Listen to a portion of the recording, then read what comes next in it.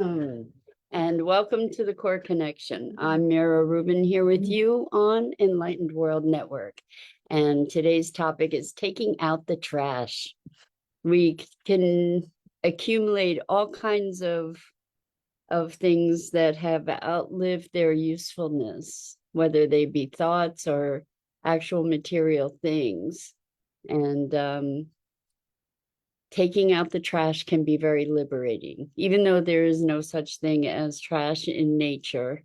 We're just going to use it as a moniker here, but it should be a fun conversation. Before we get started, let's take a minute or two to get present. Let's take a deep breath in through your nose and hold it. And imagine clean, crisp oxygen flooding your lungs, flowing into your bloodstream, nourishing all your cells, all your organs, bringing vital life energy to your body and being. And as you exhale, exhale any tension, stress, negativity, fatigue. And now let's take another deep breath in through your nose and hold it. This time, imagine brilliant bright light lighting you up from the inside out, illuminating, electrifying, and energizing all your cells, all your molecules, your electrons, creating a brilliant beam of light and energy from your heart out into the world. And as you exhale, exhale any remaining tension, stress, negativity, fatigue. And now let's press our palms together. Vigorously rub your hands together to feel the friction, the temperature, the pressure, the motion, the tickling and tingling when you stop, and allow all those sensations to bring you present right here, right now, into this remarkable physical form that enables you to experience life. Welcome, welcome, welcome. Good morning, Rosalind. Good morning and welcome. It's great to have you here with us.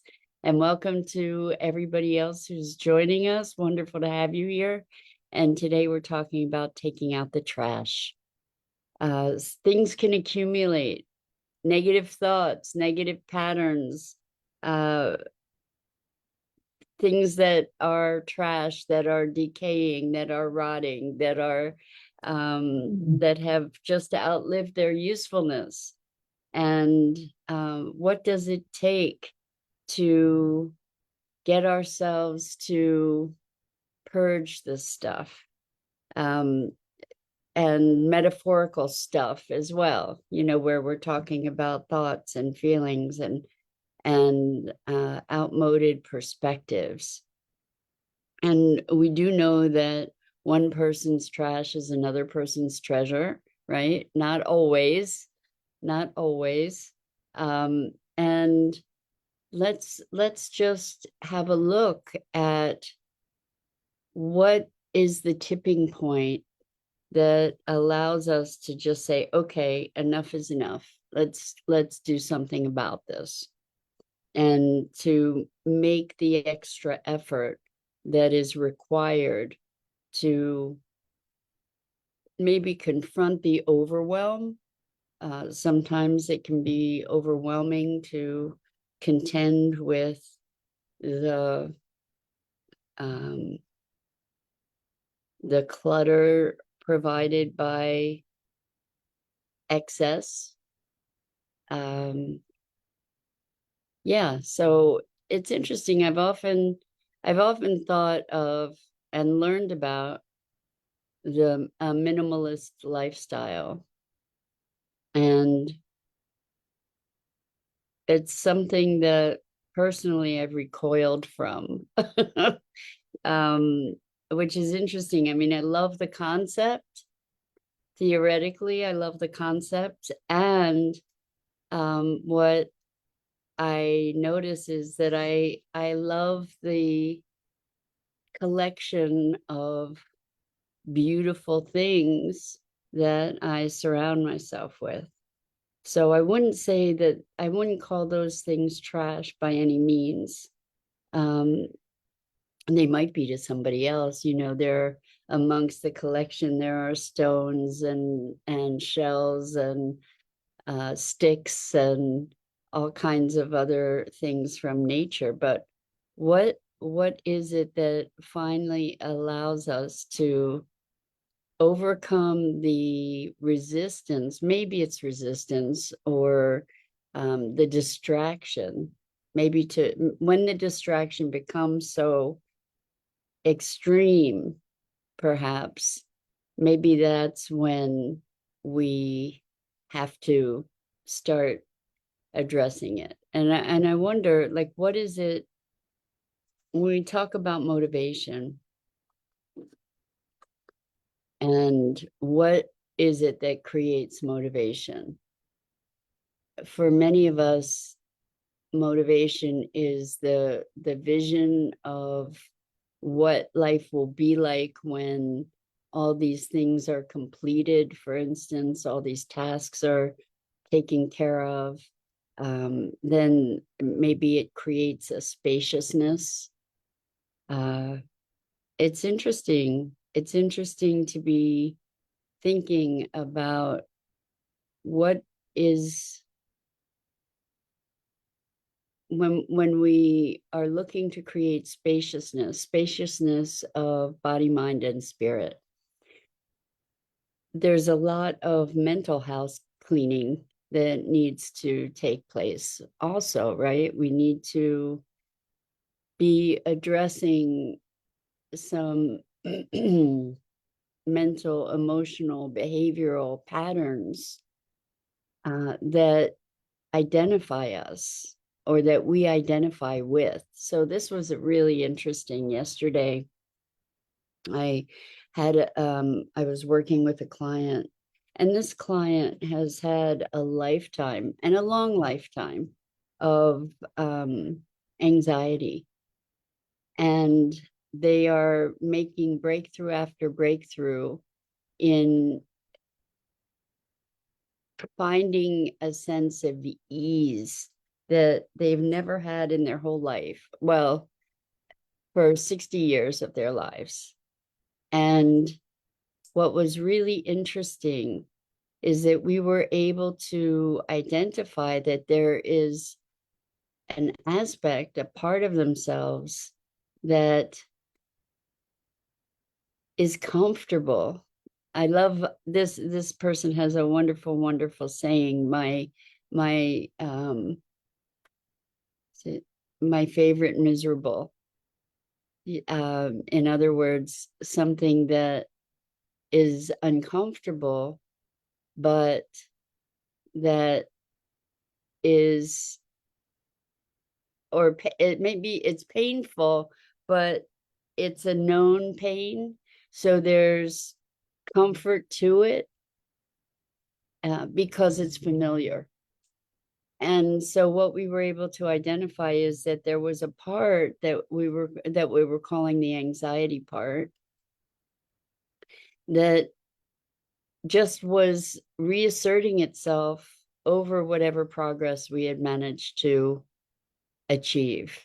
So what would happen is that initially there would be a good response to whatever we did, and things would be great for a couple days, and then the old patterns would kick in again.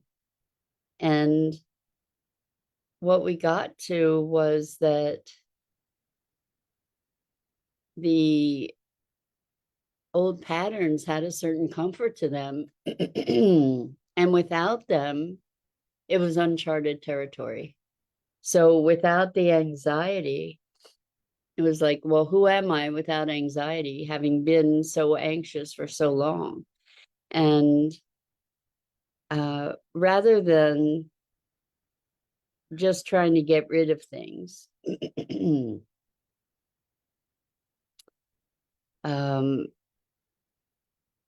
throwing things away. We know that there is no away, by the way.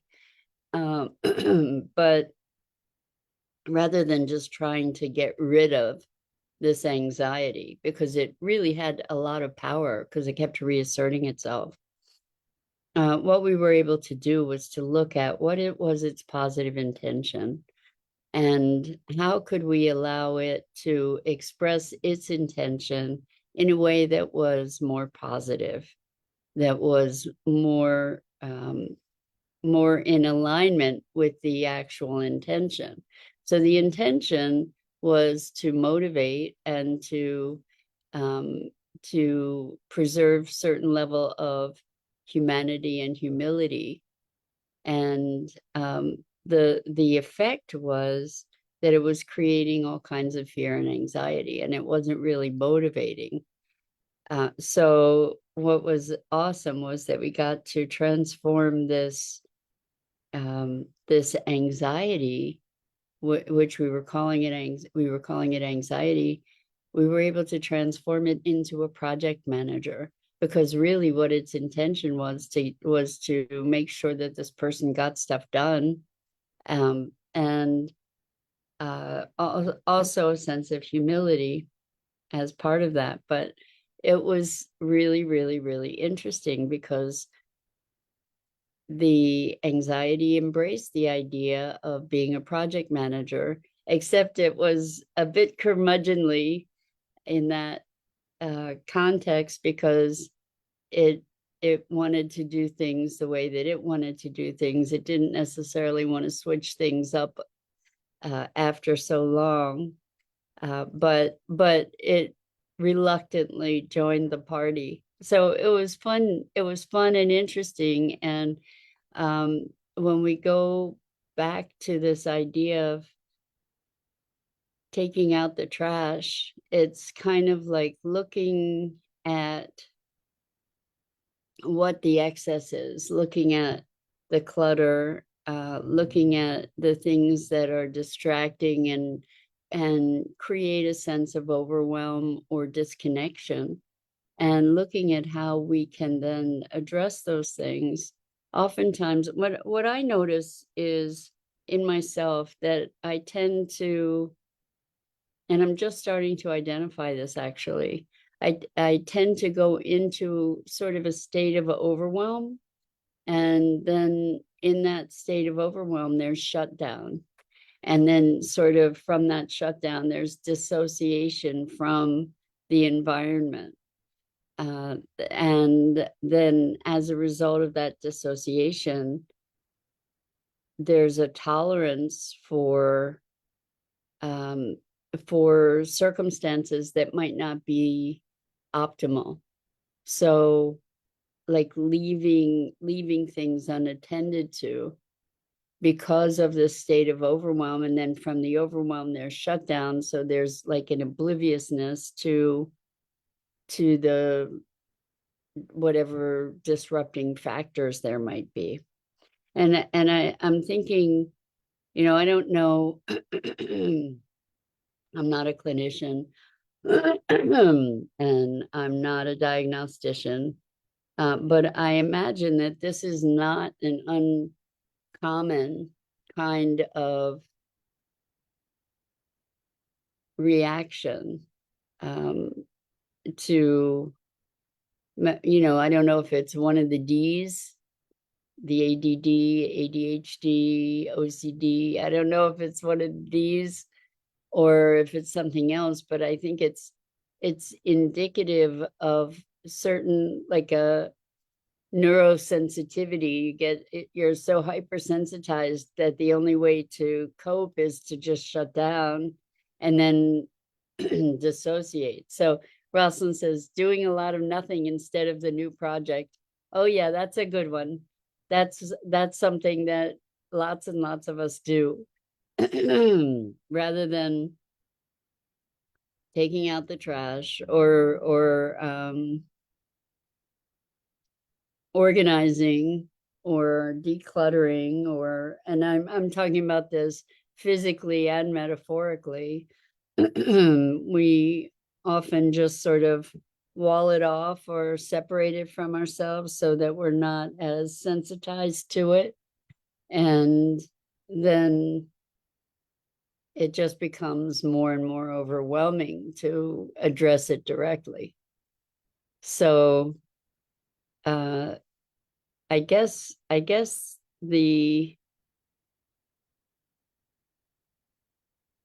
it's making me think of a couple people that I have worked with who have issues around hoarding. And I guess hoarding is a matter of degree. Like, when does it become hoarding? But there's so much stuff that it's so overwhelming that confronting it by oneself is often extremely challenging and difficult. And so I've seen in certain situations just employing a almost like a study buddy, but a buddy system where there's somebody there just to be there.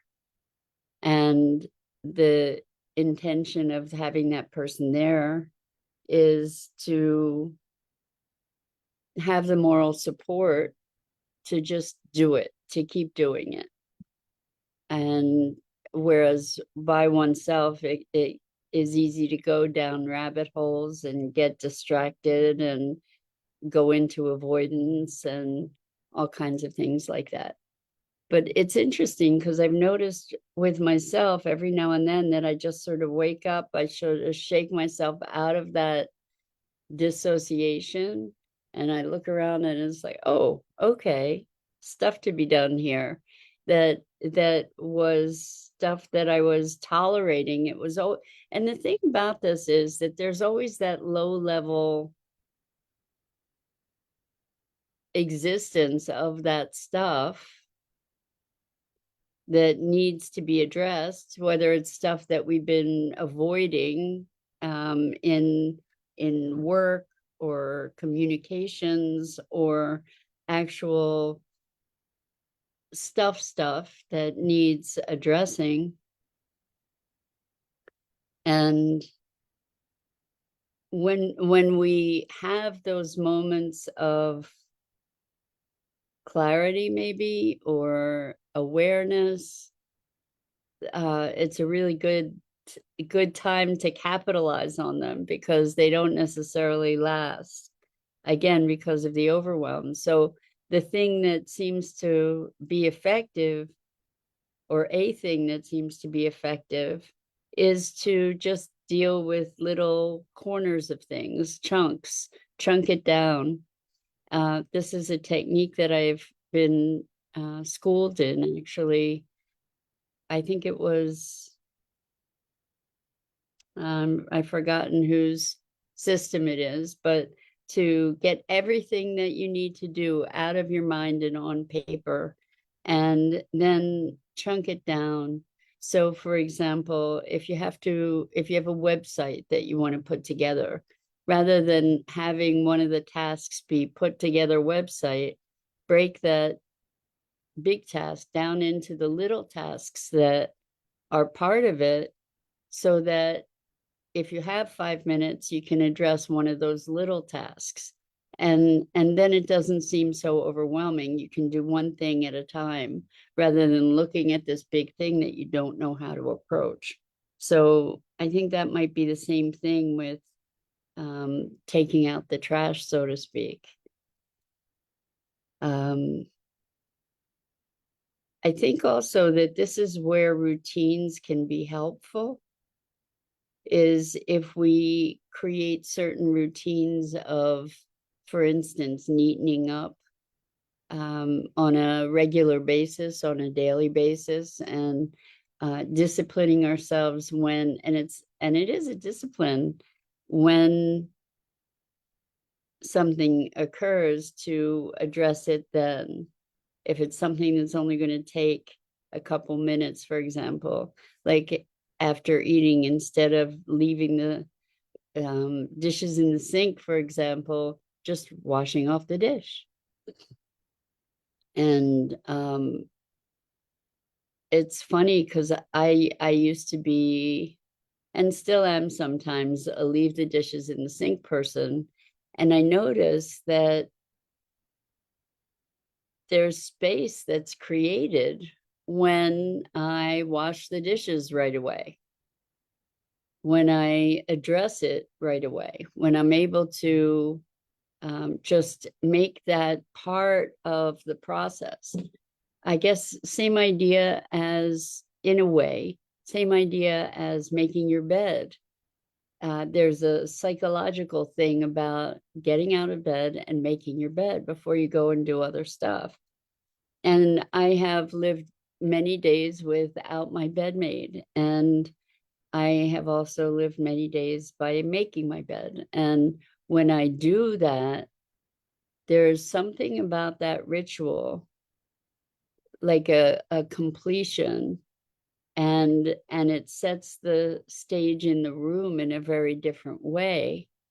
It's interesting, these little nuanced psychological things that make a difference, like when we get mail, to go through the mail next to a trash can, and to not just let it accumulate, but to take a few minutes when you get that mail and process it. I guess this is similar to managing other kinds of communications. However, there's a very different way, perhaps, to approach that, and so that it doesn't become overwhelming and doing a lot of nothing instead of what needs to be done. Like emails flow in continuously and demand our attention in a very constant way, unless we restrict it.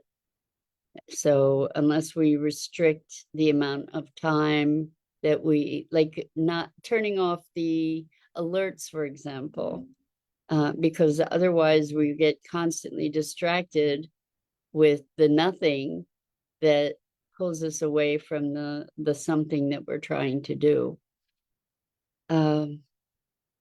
It's interesting. It's interesting to see, like, what does it take to get to the point where you just have to clean up, for example. You just have to take out the trash.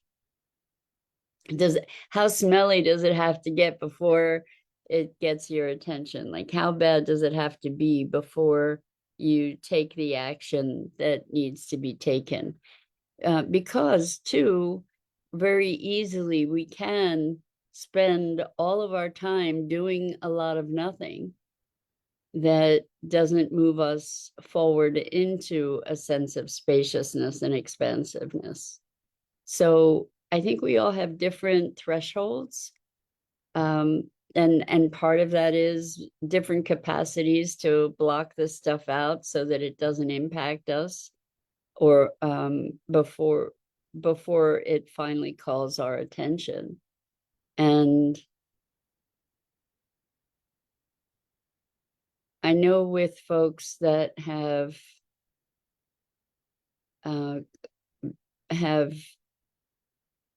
collected immense amounts of things, that a ritual of taking a certain amount of time on a daily basis to go through a box, to go through a pile of stuff, for example, and to set parameters for themselves can be really, really helpful.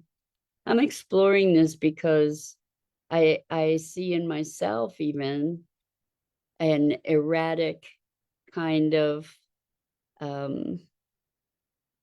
follow through when it comes to having things neat and clean surfaces, and being organized, and also having a flurry of things everywhere. And I've often said, the state of my home is a reflection of my interior state. So I can see that there might be some chaotic stuff going on for me by looking around.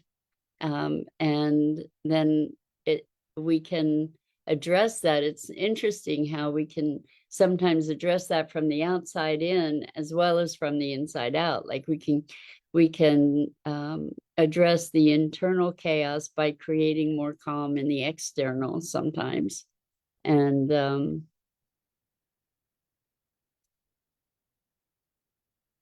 we are fascinating beings, aren't we? There's so many dimensions of our beingness and our way of being, and so many things to manage in life.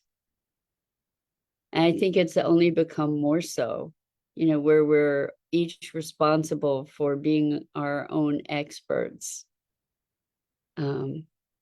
So simplifying, I was talking about the minimalist lifestyle, not just thing wise, but maybe simplifying our lives, our spiritual, emotional, mental lives, simplifying by relieving ourselves of certain obligations, responsibilities, the frenetic drive to do more and more and more.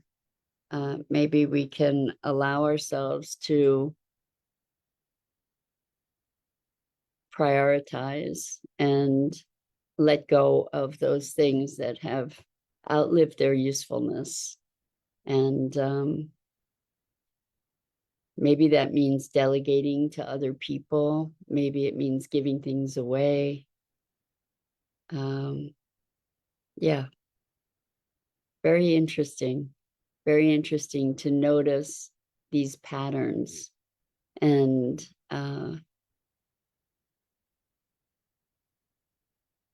what it is to relieve ourselves of some of these things that are just causing chaos internally or externally, or that are the symptoms of chaos, perhaps.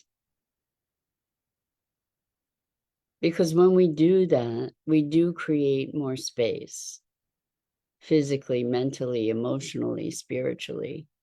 And when there's space, and maybe, I think for a lot of folks, when there's space, the inclination is to fill it up, like a goldfish expanding to the size of its bowl, perhaps.